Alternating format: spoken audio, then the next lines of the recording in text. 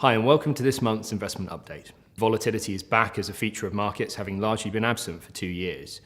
In 2017 we saw 0 days where the S&P 500 moved by more than 2%, and in 2018 already we've seen 8.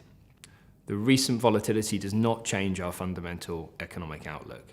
Yes, the recent rhetoric on trade policy could weigh on business confidence, but global demand conditions remain well supported, particularly the strong capex cycle. That's firms buying physical plant and assets. The recent news flow does not reflect the fact that hostility towards Chinese exports has been growing for some time.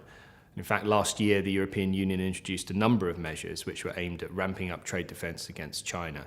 This is not a new story, it's a story that's been developing for many decades. And in fact, people might remember back in the 1980s, US senators smashing Japanese-made Toshiba radios on the steps of Capitol Hill. We see a global economy that's growing, and we see no evidence of the US going into recession anytime in the near future. And that's a sentiment that's very much supported by the US Federal Reserve, who put the probability of US recession around 11%. Typically, levels above 30% are cause for concern, and right now we're nowhere near that level. There are other 5 key supporting facts that give us comfort about the US economy.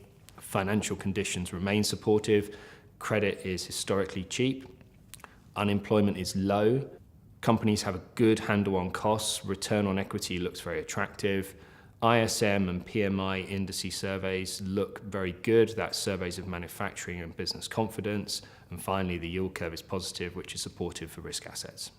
So there's a lot going on in markets right now, and it's really important we look through the headlines and just focus on fundamentals. It's still a good time to invest. There's still a supportive backdrop for risk assets. And for more information on how we see the world and how we see markets, please check out Coutts.com.